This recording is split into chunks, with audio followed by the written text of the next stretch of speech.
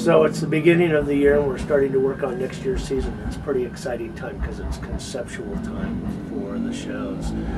First show up, Charlie and the Chocolate Factory. And the most exciting thing for me for that show is, well, I don't mean this to sound sort of rude, but how we get rid of the bad children. We're trying to figure out how we blow Violet up into a giant blueberry. But one of the funnest things is, I think, Augustus Gloop falling into the river of chocolate. And I just have this image of this tidy little boy going deep into chocolate and then just coming out all messy and covered with chocolate.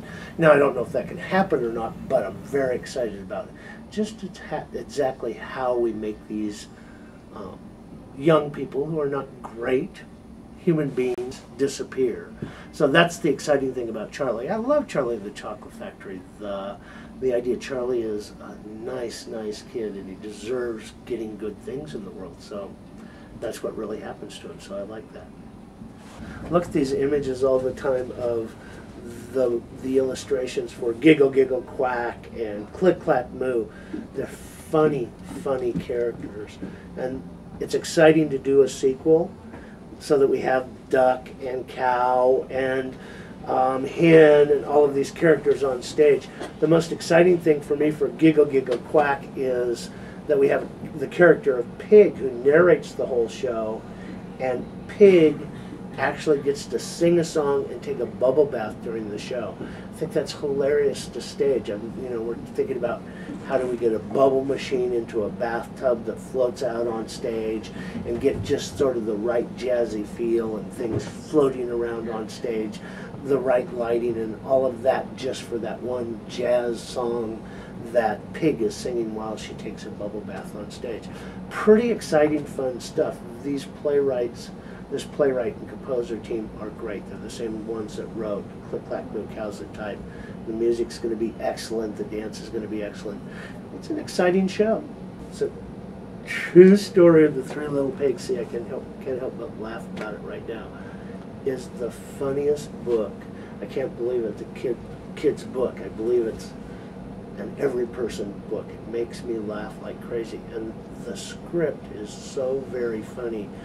When I first got the script, I was reading it out loud, and when you get to the part where the wolf is testifying, and he said, yes, indeed, I did blow down the house, and yes, unfortunately, the pig died, and then he goes,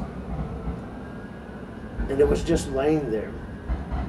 If it was a hamburger sitting around, wouldn't you eat it? And I think that's hilarious, that type of humor. Illustrations of the book are wonderful, and I know we're talking about using that style for the piece itself. It's an exciting piece. We're going to have a live musician on stage to accompany the whole thing. It's an exciting piece, and it is going to sell out. It is a great piece of theater. You, the audience, get to decide whether the wolf is innocent or guilty, and that is decided by an oink-o-meter on stage, where the whole audience has to oink if they think he's innocent or oink if they think he's guilty. And the play has two endings. It has an ending that he's innocent and an ending that he's guilty. So it's a pretty fun little way to end a play. And I just like the idea of you as an audience getting to go oink, oink, oink, oink, deciding who's whether he's innocent or guilty. So I've just been pouring through the script for Small Steps. Louis Sacker's coming to town to adapt his book, Small Steps, for our stage. And this is the first draft. This is the draft he sent me. That's very exciting when you get a Newbery Award-winning author sending you the first draft of a script. We got an electronic copy, but this is the one he sent via post. And so that's exciting. So I'm poring over it. We've got auditions going on to cast it. This is an interesting story. One of the reasons I wanted to do it is because of the low graduation rate in high schools right now. And the main character in this play, Armpit, who was also in the movie, book, play of Holes, Armpit has a 5-step process where he's trying to figure out his goals, and they're really small steps. That's the idea of it, taking small steps. And it's first to graduate high school, get a job, save some money, stay out of situations that might be dangerous, and then the last one is to lose the name Armpit. That concept for me of going through and setting up small goals to achieve a good life is a very interesting one to me. I think a lot of times we have a tendency to go, I want to be president of the United States, and you know, we can't even get our car started in the morning. So really it'd be, I want to get my car started, then I want to, and taking smaller steps towards goals. It's an interesting play. We've got live music. It's got a pop star in it who sings a little bit like Miley Cyrus, so there's 6 musical numbers being written. Lewis is coming to town, the composer is coming to town. We're starting to do workshops in July. So right at the start of the season, there's major work being done on a brand new script, which is very exciting. And there it is, Small Steps by Louis Sachar. You saw it first. Sideways Stories of Wayside School. I didn't quite get it until I read one of the books. And again, it's a Louis Sachar piece, so he's sort of an incredible writer in that he's sort of got these genius-like qualities.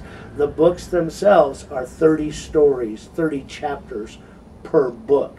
So, and the schoolhouse itself is 30 stories tall because it was built accidentally, as opposed to, it was built accidentally vertically as opposed to horizontally.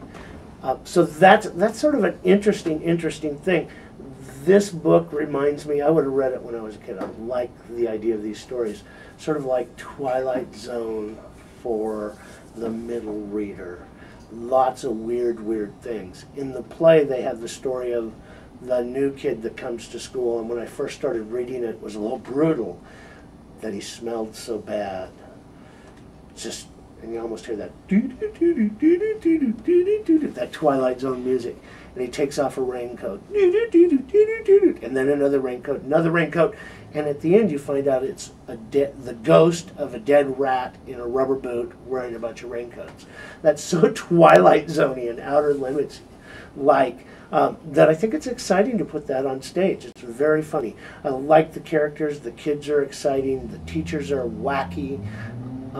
That sort of caricature of a teacher you would have when you were in school.